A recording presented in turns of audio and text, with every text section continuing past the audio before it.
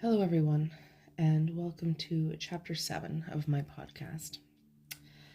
This one I have titled, It All Turns to Red. I need you to understand that there will be a small trigger warning partway through, which I will let you know of. There's going to be some swearing, so if you're not into that, you may want to skip this chapter, but this is the chapter where there are so many twists and turns. There's so many fucked up moments that I truly believe that the story gets so complicated that when I was younger, I feel that it became unbelievable. I always said that I lived the life of a character in The Young and Restless soap opera, because everything just got so screwed up and it was just huge drama. So please note, again, there will be a trigger warning, there will be swearing, and I may have a couple of rants or two, because why not? Let's get started. A new chapter started in my life. Everything had shifted. The lies turned into truths. My secrets turned into reality. My deep depression and anxiety did not leave, but only shifted to the side to make room for anger and rage. My family went from vast to almost nothing. The saying, blood is thicker than water, proved wrong in my family. I only recently learned that that saying had actually been misconstrued by many and was actually a pagan saying that means the blood of the coven is thicker than the water of the womb. And I know that in my life, that couldn't be more than true. At 16 years old, after over 11 years of physical, mental, and emotional torture done to me by my own blood and relatives, I never again believed in the word family. Other than my mother, brother, and sister, every single one of my family members swiftly turned their backs on me when I needed them the most. They were my blood, and they believed my abuser over me. A man that married into the family, a man that manipulated and charmed them all. During this time, things had also gotten heated and quite tense between my mom and sister. My sister at this time was 30 years old and still living at home. But certain matters between her and my mother had become complicated. My sister was partying and drinking a lot, recklessly spending money, and other matters that were creating a wedge between her and my mother. This decision was made that my sister would move out as the tensions were just too much. As I said before, my sister and I were quite close. We did everything together. She looked after me when my mom worked shift work. We were friends and each other's support system. So the night that she left and moved in with her boyfriend, whom she just met, was a very emotional evening for me. My mom had packed her bags and never said goodbye to her, as the tensions were so much that she just didn't see the need. But I did. I walked my sister to the front door, gave her a big hug, and cried. And I told her that I would hope to talk to her soon. That's when she paused, turned to face me, looked me straight in the eyes, and said in a genuine voice, "I know what you're going through." She then turned and left. I shut the door and thought, well, that was weird. What did she mean by that? You see, there was so much going on with her, my mom, and to be honest, the entire household was in chaos with multiple situations going on at once. And at that point, my mind was so fucked up that her statement just kind of stumped me. Did she mean that she knew what I was going through living here at home with her mother, whose deepening depression and mental health was becoming unstable? Did it have to do with my abuser? I had asked her if it had happened to her, and she had said no. What the hell did she mean by that? I know what you're going through. I kept those words to myself, as my mother didn't need any more reasons to be frustrated with her. So it got stored in the back of my mind, where I was currently putting all of the things that I couldn't process. I had enough going on in my thoughts and emotions to worry even more. I didn't talk or see my sister often after that. Her new life started.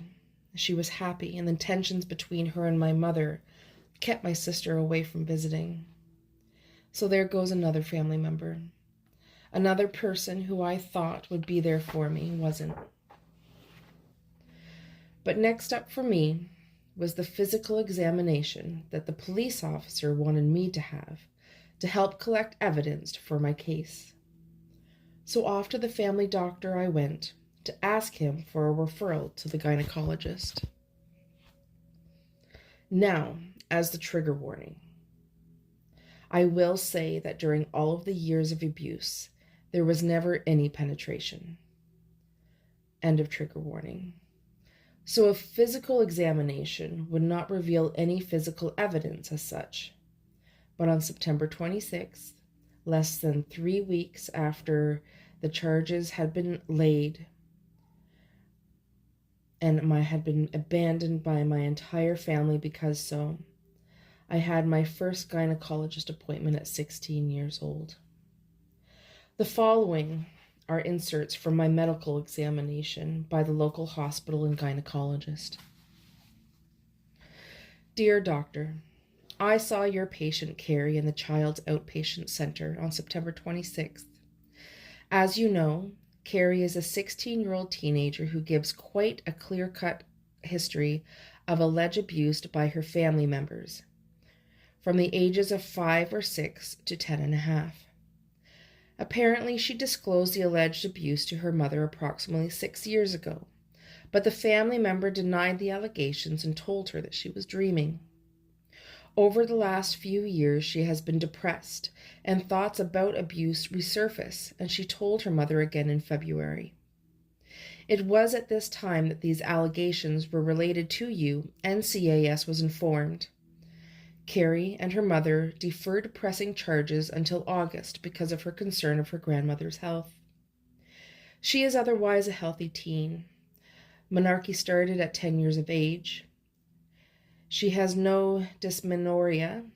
I apologize if I did not pronounce that right.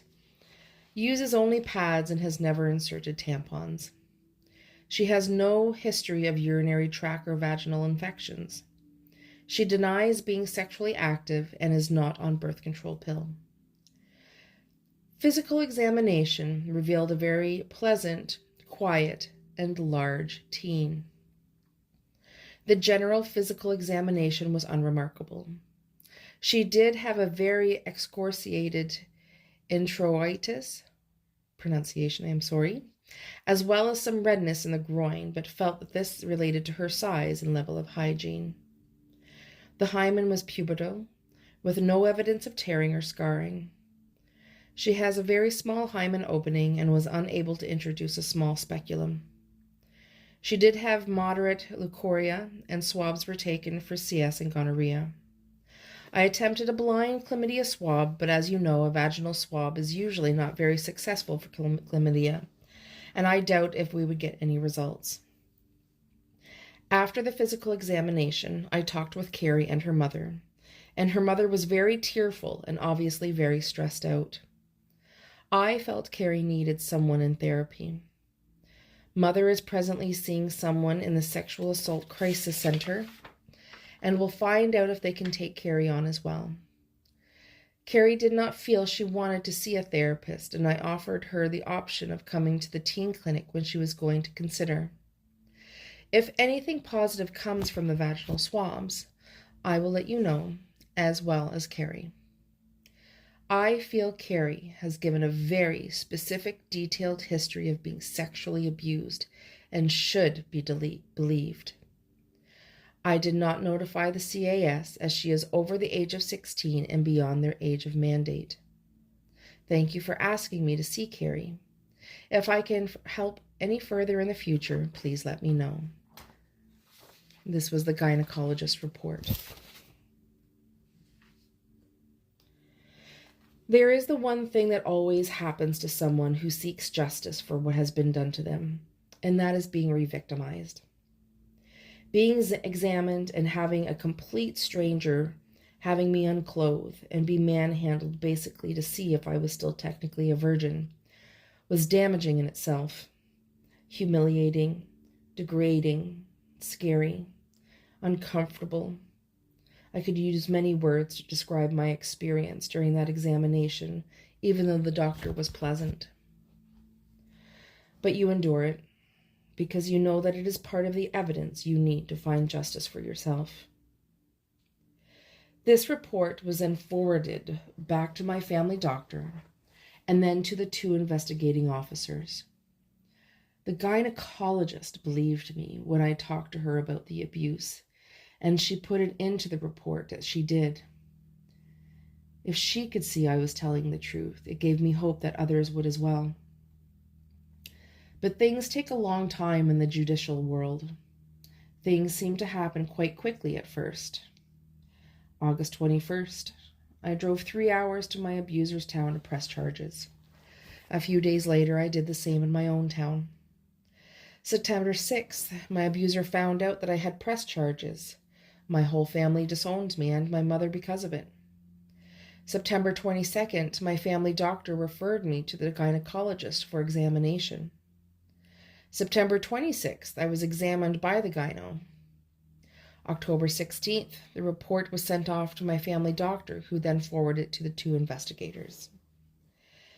And then it was a hurry up and wait situation. Everything went silent for quite some time. I've learned that this is a normal thing for the criminal cases. Evidence needs to be gathered. People need to be questioned. Cases need to be strengthened. But the one thing I didn't need to worry about during this time was seeing my abuser. My mother and myself being ostracized from the family was set in stone. My sister was living her life, and with the tensions between her and my mother, she was rarely seen as well. So it was just my mother and I, for birthdays, for Christmas, for holidays.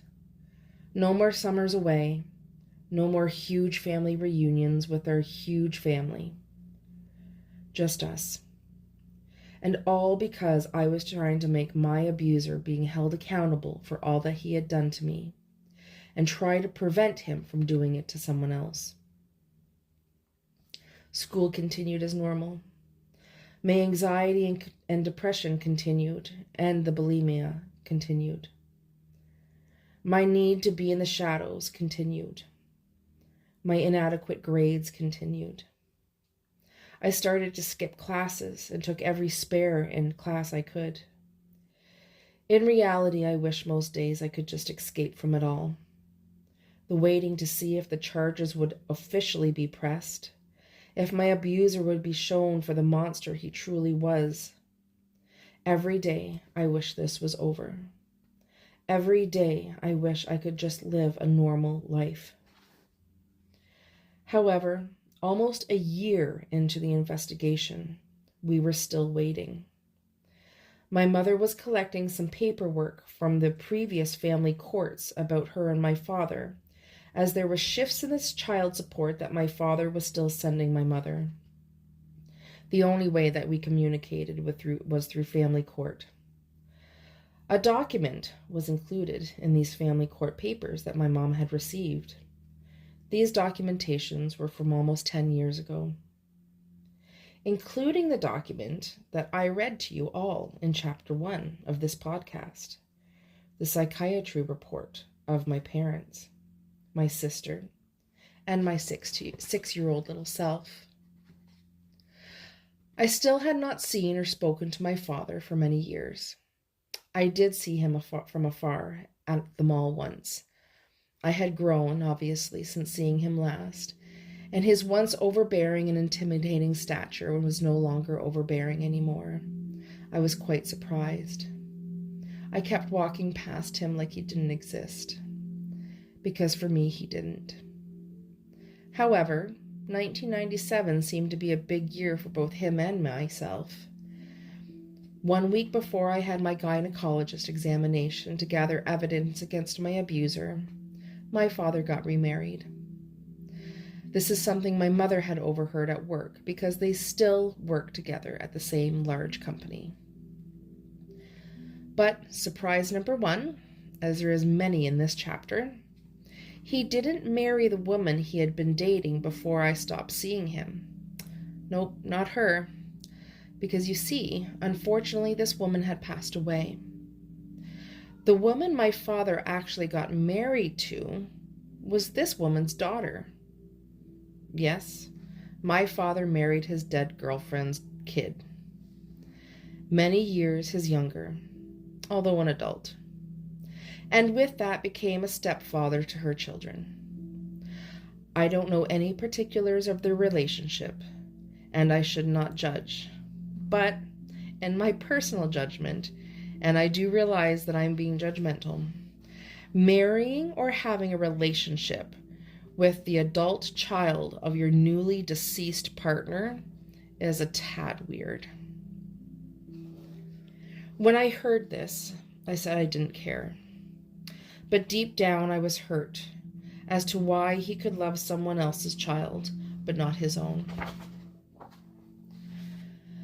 How he could seem like a caring stepfather to his new family, but was far from the truth about his own child. And that family court document my mother now had from 10 years ago would prove just how true that was. I remember my mother sitting at the kitchen table reading through all of the documentation that had just been delivered by the family court archives, when she yelled out in frustration. I ran over and I asked her what was wrong, and she had me read what she had just read. So I'm going to get out the documentation again, the same one that I read you in chapter 1, but not all of it.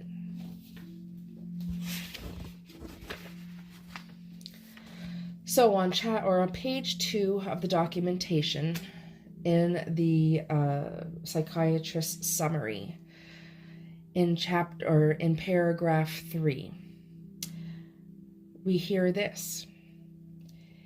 It was at this juncture that I spoke to the sister about the allegations of fondling by her family member, the same family member that molested me.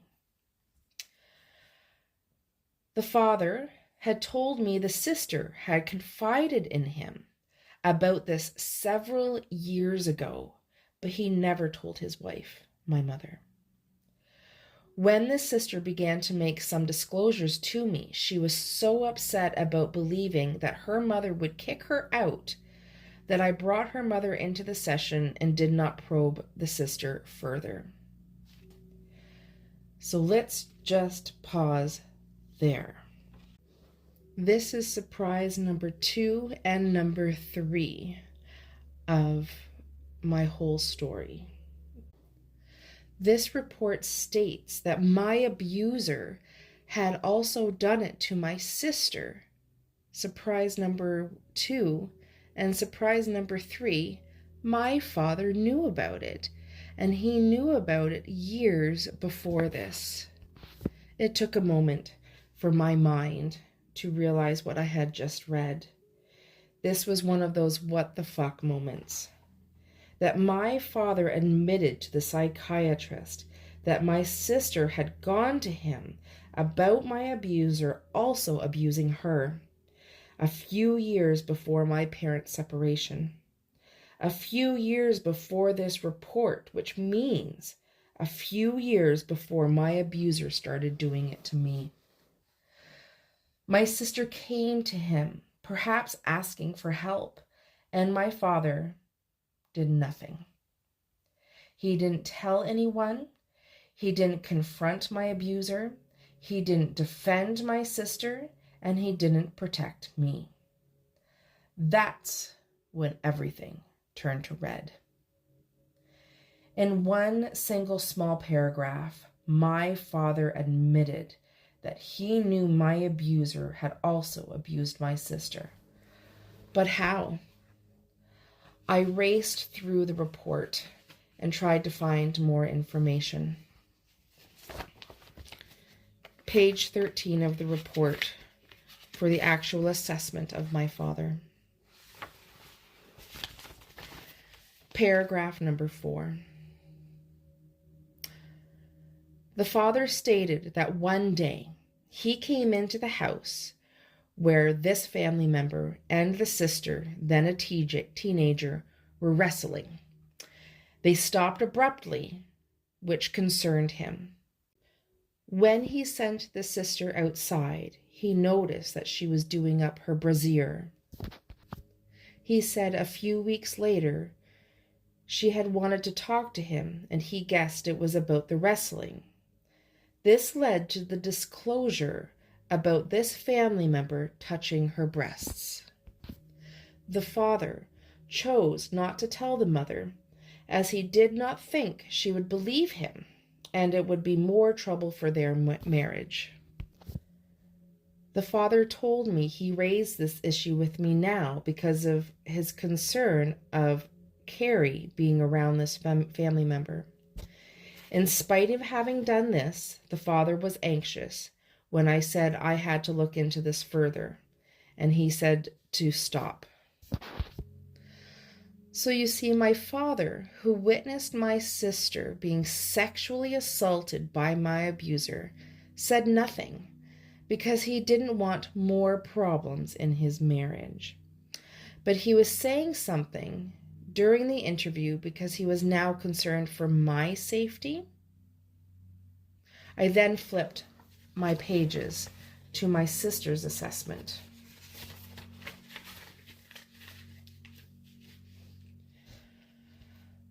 The sister, however, confirmed that she had been touched in 2 incidences by this family member.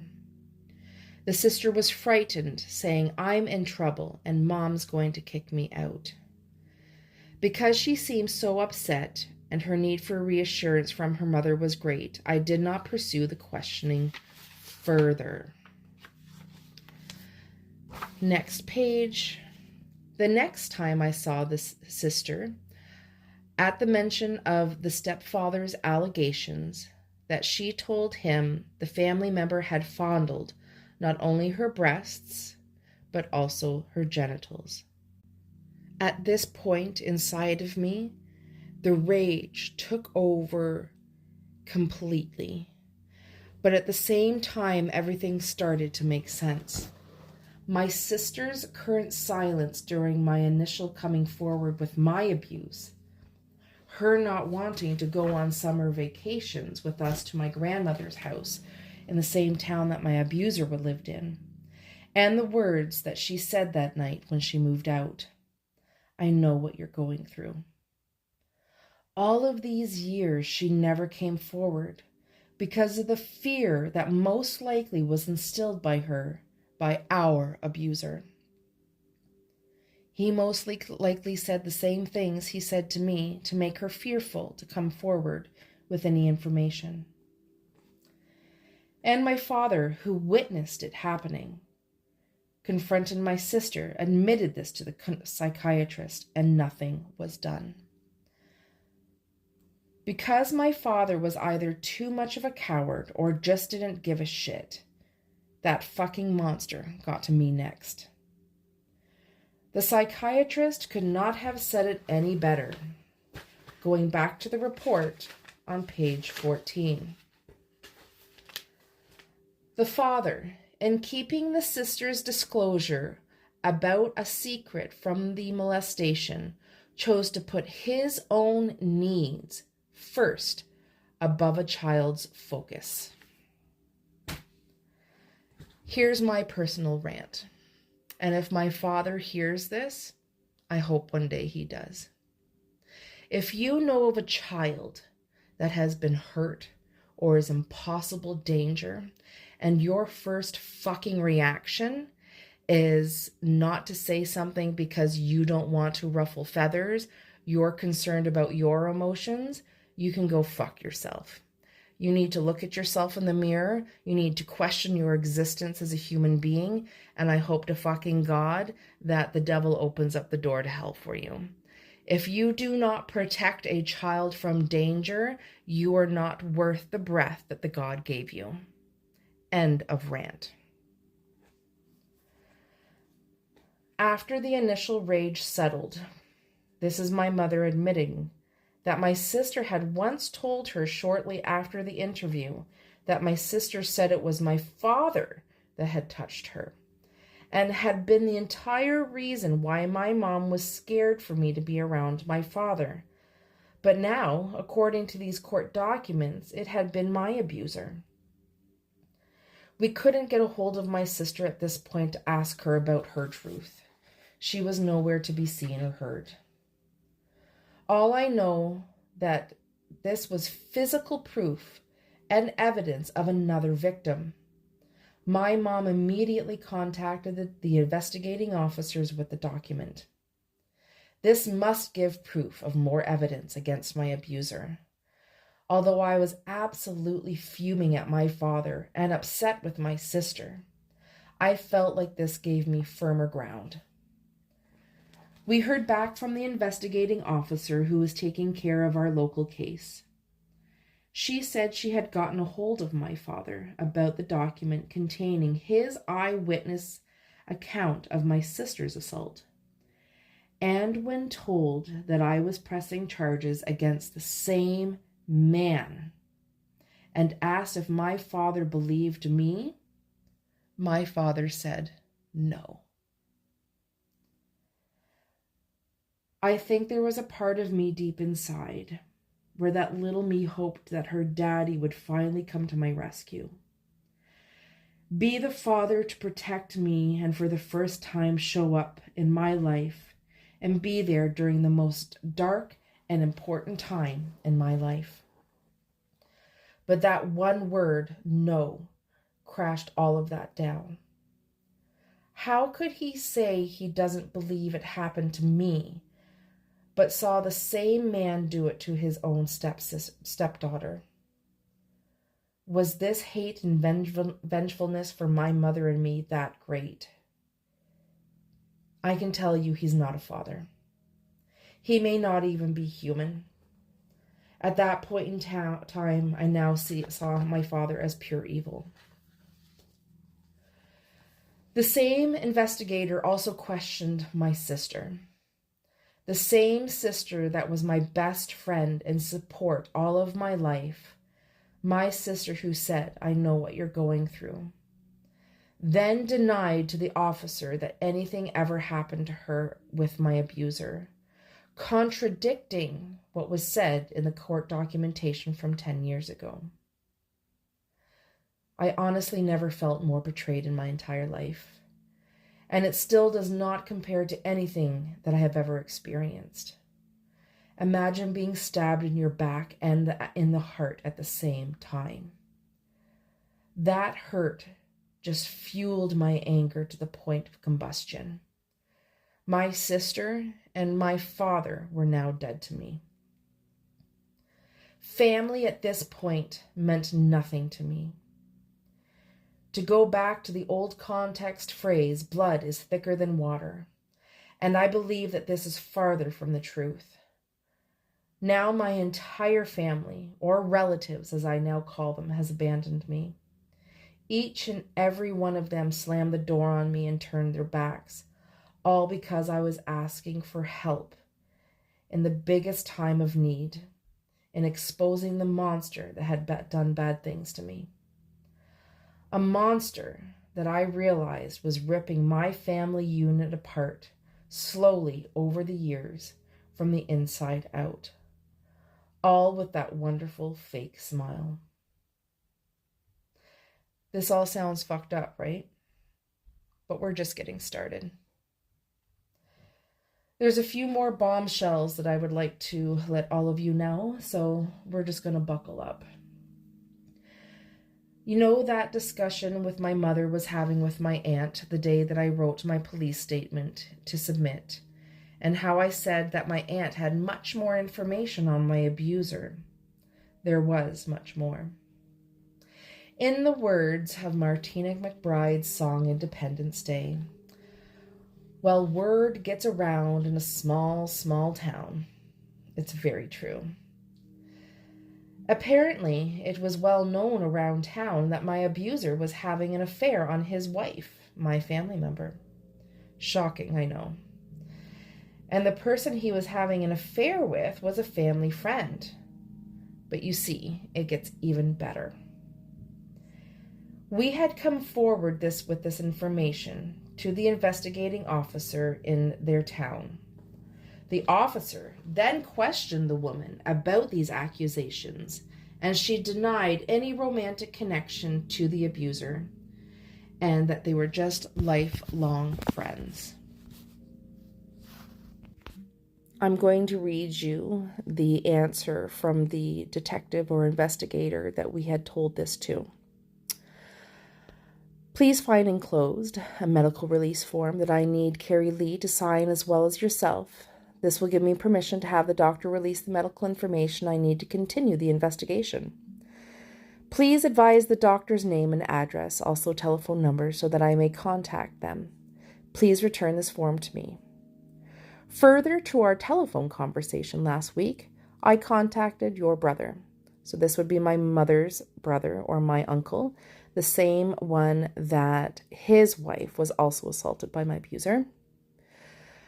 He advised me he did not wish to be involved with this matter. He hasn't talked to you in 20 years and wants to keep it that way. I also interviewed the woman. She advised me that the abuser is a friend, and as is the wife. They have been friends for many years and still are. She has advised me she has had no sexual relationships with the abuser and feels he is innocent of all allegations against him. She will testify in court to this if need be. End of the police report. But it's funny how she denies having any kind of sexual relationship or romantic relationship with my abuser. Because guess what? In 1998, my abuser's wife sadly passed away. My family member.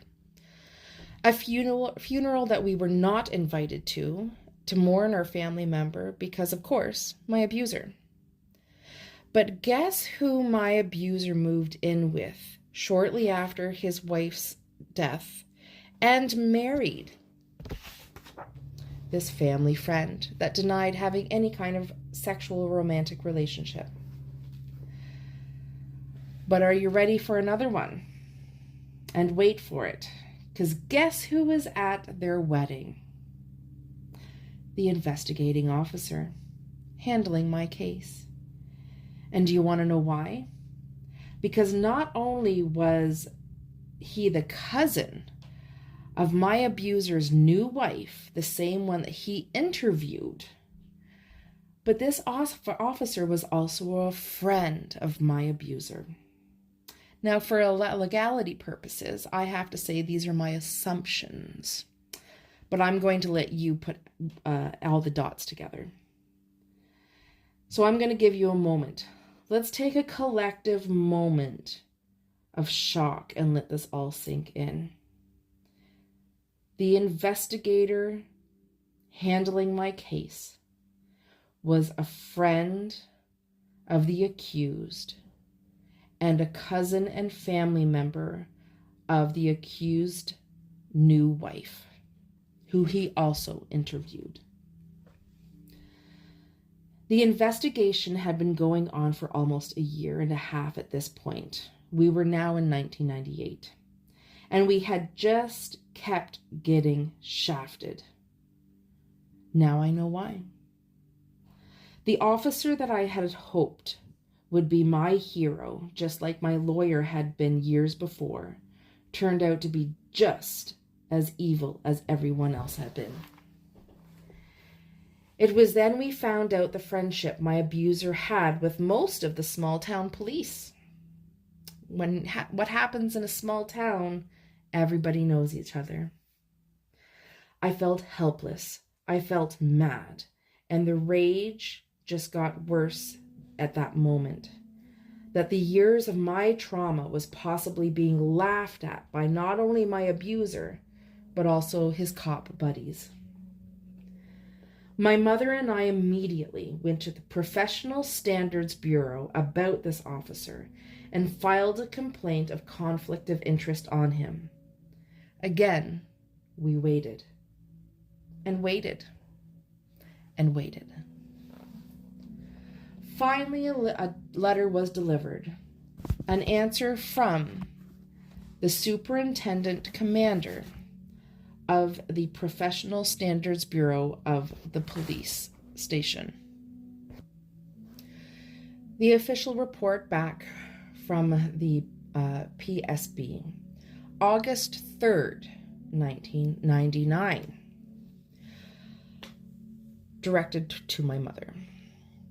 A copy of the final report concerning the investigation of your complaint against the detective was sent to you on July 12, 1999. Your letter of complaint indicates that you are not satisfied with the investigation conducted by the constable that commenced in July 1997. Subsection 59(4) of the Police Services Act provides that the Chief of Police may decide not to deal with any complaint made by a member of the public if the complaint is made more than 6 months after the facts on which it is based. That part of your complaint was not addressed. Let's just pause there. They didn't even mention that the fact that the complaint was conflict of interest. It's like they just fucking threw it aside. But what they were concerned about more was that my mother had also complained that she was hoping for statements or copies of statements to be forwarded to her at the request in November of 1999. So after they dismissed and didn't even mention the fact that we did a conflict of interest, the investigation dealt with the delay in forwarding you copies of statements that you had requested on November 25th, 1998. It was determined that the delay in forwarding the statement was due to the officer's workload. However, his failure to forward the statements in a timely fashion was an inconvenience to you, and the allegations is substantiated. After careful consideration, on the behalf of the Commissioner and in accordance with the provisions of the Police Services Act, it is my decision that this matter be resolved without the necessity of holding a formal discipline hearing. This does not in any way minimize the issue you have brought to our attention, but I feel this conduct can be dealt with a less structured manner. So even though we went to the highest that we could about this investigator knowing my abuser as a friend, being a family member of someone that he questioned, and all of the different other connections, they just threw it aside. Okay. So once again, out of all of the issues that we had filed complaints about, the one they focused on the most was the investigating officer was delayed in forwarding reports about the investigation. That, my friends, is what you call corruption.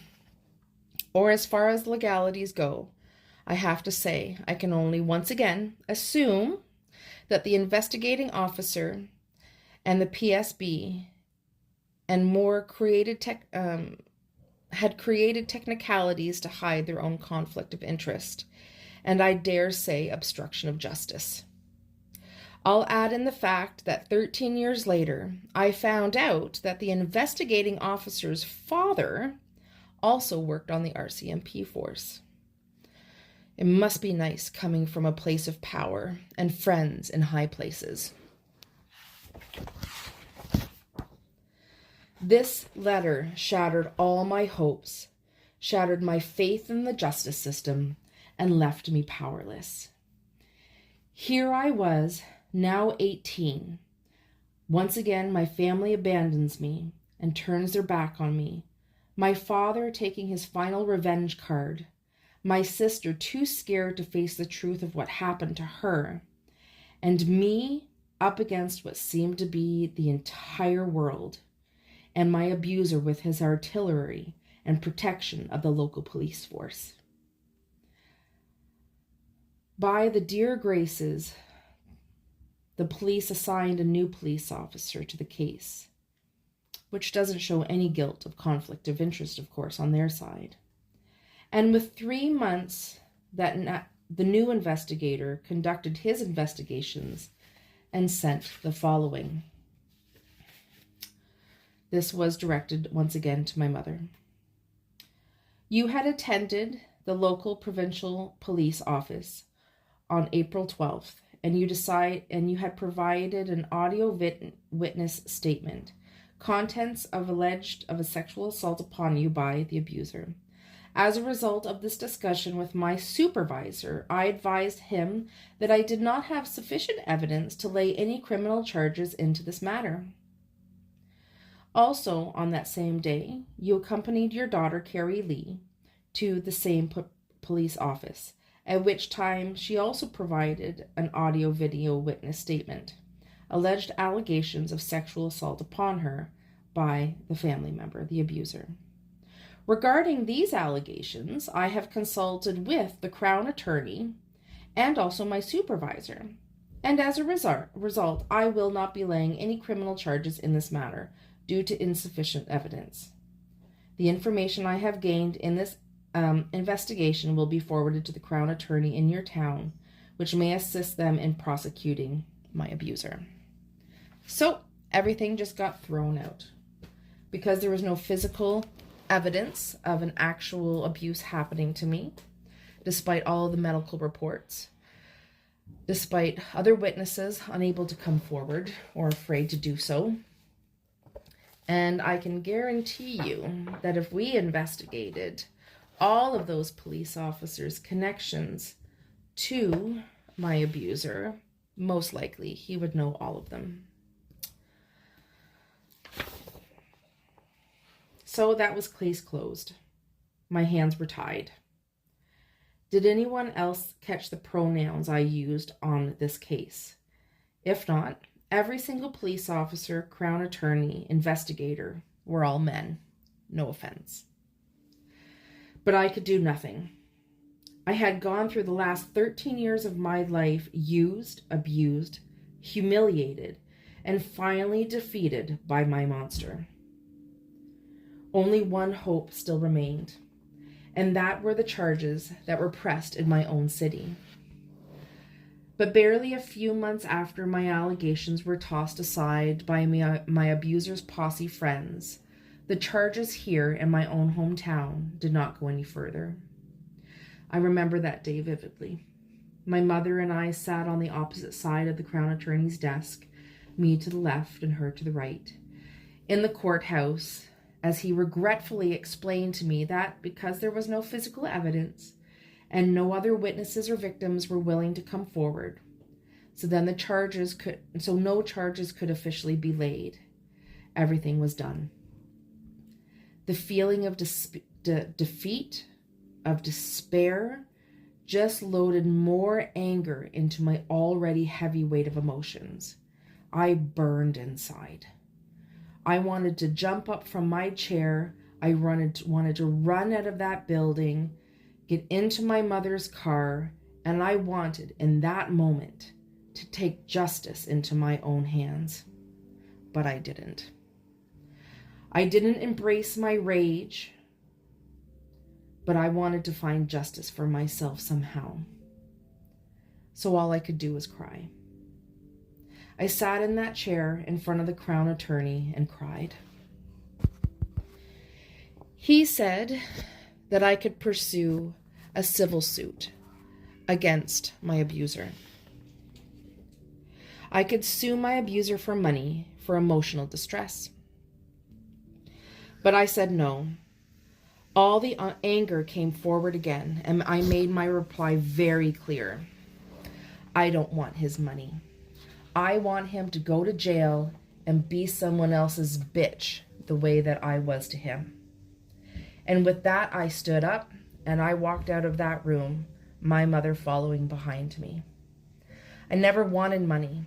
To this day, I never want anyone else's money. If I did, I could have stayed civil with my father and inherited all of his equity. I could have shut my mouth and stayed the good girl about this disgusting things that had happened to me to be with my wealthy family. But no amount of money will ever heal what had been done to me. Money could never make all of the utter bullshit in my life, all of the betrayal, all of the deceit, and all of the evil, and make it better. That day, I made a choice. It was me against what seemed like the world, and I was never going to let them win. I gave my trust to God that day. I wasn't religious, and nor am I now, and even my spiritual side then had not peeked through. But when you are at your wit's end, and sometimes we have to turn to something we can't see for comfort, I made a deal with God that day. I told him I was tired. I was helpless and utterly exhausted. But if he promised me to take karma of my abuser into his almighty hands, I would keep moving forward. I would keep moving forward in my life if he just helped in finding me justice and my abuser karma.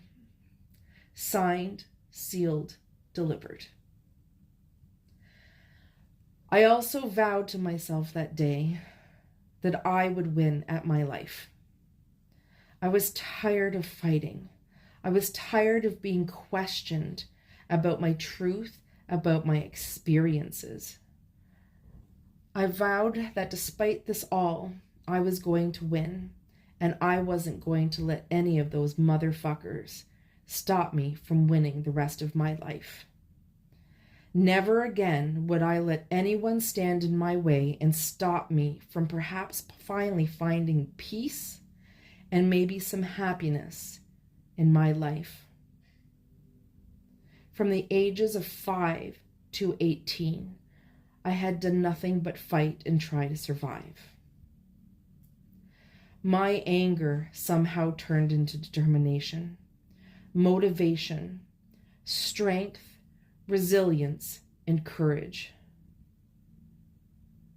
To all of them, my abuser, my father, the justice system, they may have crushed my younger self, but now you're going to get the fuck out of my way. With all of that intense emotion, I turned inward. And the one thing that kept me going was what I considered my own theme song of courage despite all odds. Over and over and over, after all of this was done, I laid in bed listening to one song on repeat, the volume up, until every word and every note infiltrated my soul and activated my cells. What song was it that literally created such an intense drive and focus that it quite possibly saved my life in my moments of despair? You may laugh. You'll See by Madonna. This chapter is now done. But before we move on to chapter 8 and the start of my true healing journey and how I survived all of this, I want you to pause right now. Go to your music streaming service. Bring up You'll See by Madonna. I want you to take a moment to lay down. I want you to close your eyes and imagine a 5-year-old, a 10-year-old, and a 16-year-old singing this about her so-called family. Go now. Close your eyes. and listen.